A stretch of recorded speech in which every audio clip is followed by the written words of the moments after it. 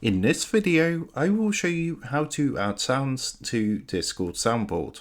So let's jump straight into it. So here we are, as you can see on Discord. Now the first thing you're going to want to do is come into your server. So you want to come across to the server list on the left hand side and click to go into your server. Next, what you need to do is come up to the top left hand corner and click onto your server name up here to bring up a drop down menu. From here, you want to locate server settings and give that a click. Then what you need to do is come across to the left hand side and you're going to see the option for Soundboard just here. So click onto that. And what you can do from here is upload sounds to your soundboard. So you just want to go ahead and press the blue upload sound button. Then what you can do is browse your PC for your files. So you want to click the browse button here and this is going to open up your file explorer. What you can then do is select the sound you want to upload. So I've got this sound here. Then what you can do is adjust the length of the sound by using these bars on the side. So you can adjust the length of the sound to make it shorter or longer, just like so. And you can preview the sound just by pressing this play button on the left hand side.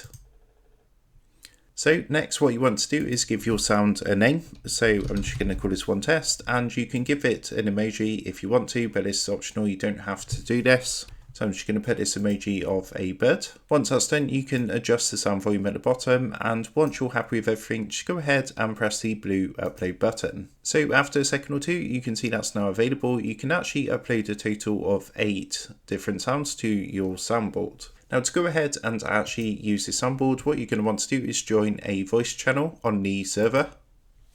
And once you've joined the voice channel, if you come down to the bottom, you're going to see these different icons. What you're going to want to do is click onto this icon on the end, which is like a picture of a speaker. So give that a click. And as you can see, we've got our sound just here. So you can go ahead, press the play button.